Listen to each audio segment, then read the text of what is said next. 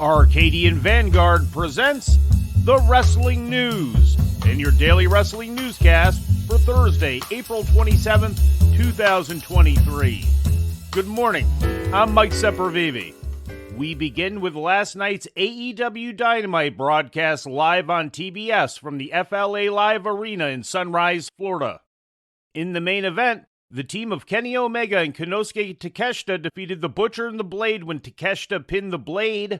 Following the match, a brawl ensued between the Elite and the Blackpool Combat Club, with the BCC bloodying Takeshita when he refused to join their group. In the finals of the Pillars tournament to determine AEW World Champion MJF's opponent for Double or Nothing, Sammy Guevara defeated Darby Allin via disqualification when the referee caught Allin with a skateboard that had been tossed to him by MJF. Rethinking coffin drop. Too far away. Guevara's too. Yes, Sammy took himself out of range. And Darby. He gave Sammy the. Darby got caught with the smoking gun. That was given to him by MJF. Oh, no. Wow. What a genius the champion is. No. What a crock. Afterward, on behalf of Tony Khan, Tony Schiavone announced a tag team match for next week's show, pitting Guevara and MJF against Jungle Boy and Darby Allin, with the stipulation that if Guevara and MJF win, Guevara will challenge MJF at Double or Nothing. But if Jungle Boy and Allin win, the match at Double or Nothing will become a four-way involving all of them. Tony Khan also made another announcement during the show declaring that the Owen Hart Memorial Cup tournament would be returning, with matches held in the coming months at various AEW events, culminating in a final match in Calgary, Alberta, Canada on July 15th.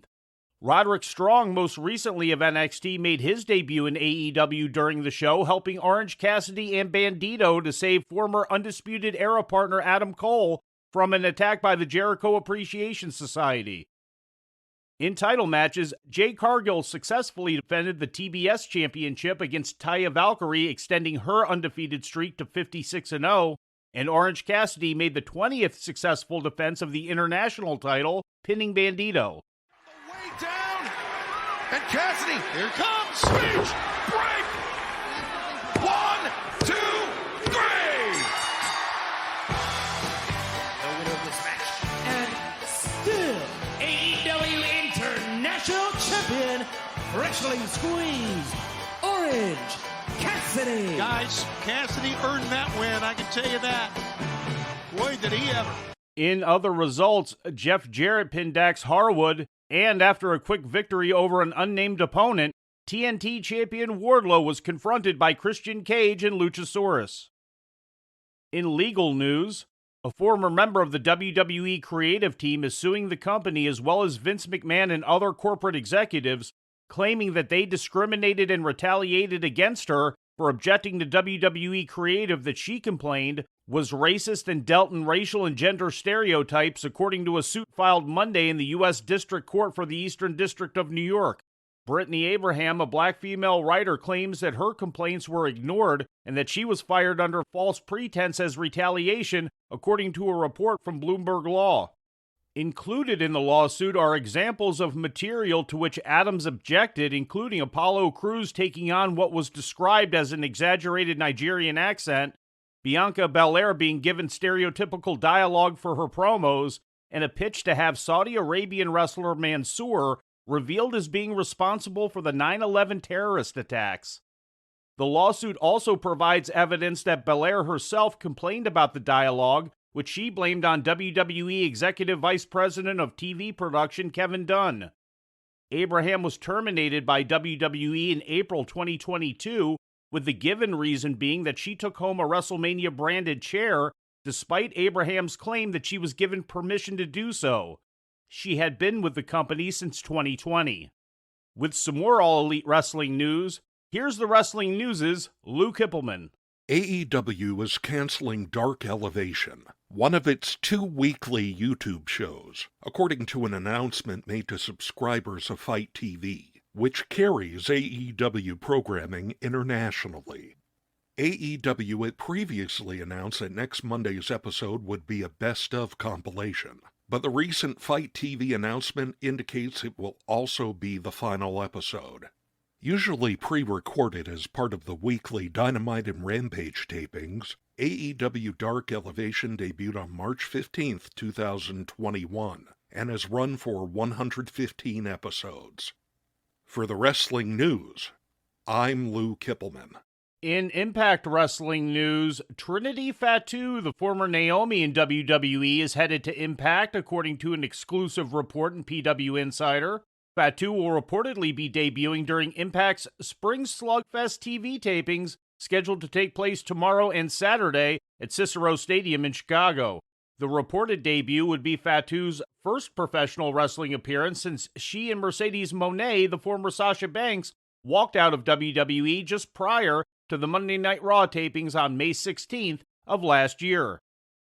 Some news on Dark Side of the Ring. The full list of 10 episodes has been announced for the 4th season of the Vice TV documentary series. They include episodes on Chris Candido and Tammy Sitch, Magnum TA, Adrian Adonis, Doink the Clown, The Junkyard Dog, Marty Jannetty, Bam Bam Bigelow, Abdullah the Butcher, WCW's Bash at the Beach 2000, and the Graham Wrestling Family.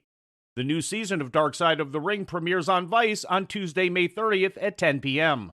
In ratings news, last Tuesday night's episode of NXT drew the largest key demographic rating for the show in 6 months and the largest overall audience in 3 months, according to Showbuzz Daily. The Spring Break-In episode was watched by 647,000 viewers on the USA Network, up nearly 15% from last week's audience of 565,000. The rating in the key 18 to 49-year-old key demographic was 0.18, representing 235,000 viewers and a nearly 30% improvement from last week's 0.14 key demo rating, according to WrestleNomics. Now with some WWE Corporate news, here's the Wrestling News' Lou Kipilman. The days of remote working from home look to be over for WWE's corporate employees, who are asked to return to work full-time in the office this coming Monday. In an email memo sent out to all staff Tuesday night by WWE CEO Nick Khan, WWE employees have been working hybrid both from home and in the office since the COVID-19 pandemic. Wrote Khan in the email, quote, "As I have had the good fortune of meeting with so many of you over the last few months, it has become apparent to me that our business thrives on creativity and an unparalleled work ethic. All of us physically together is a part of that. As such, we will be going back to what has always been the case prior to COVID, which is a return to 5 days a week in office. Nothing replaces our ability to interact with one another as we collectively continue to build and represent our company. We will all connect better and be better." End quote. The transition comes as corporate and TV studio employees are in the midst of a move to the new WWE corporate headquarters in downtown Stamford, Connecticut, which is expected to continue for the next several months. For the Wrestling News, I'm Lou Kipilman. And we close our program with a correction from Tuesday's newscast.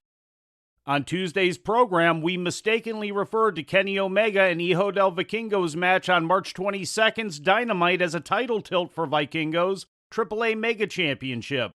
Vikingo has made 12 successful defenses of said championship, but their match in March was not one of them. That match against Omega was a non-title tilt. The two's actual title tilt will trip the wire during the second AAA Triple Mania 31 show taking place in Tijuana on July 15th. We apologize for the error.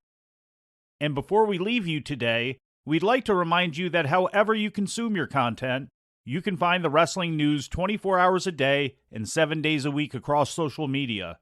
On Twitter, follow us at Wrestling News AV. Our Facebook page is also Wrestling News AV. The Wrestling News can also be found on the Arcadian Vanguard YouTube page.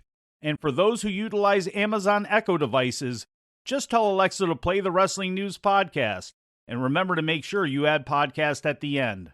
Once again, for daily updates, breaking news, and more, follow the Wrestling News across social media. And that's the news for today. If anything happens, we will be here to tell you about it. No clickbait, no paywall, just the Wrestling News. The Wrestling News is a division of Arcadian Vanguard, and the Wrestling Newscast is a production of the Arcadian Vanguard Podcast Network.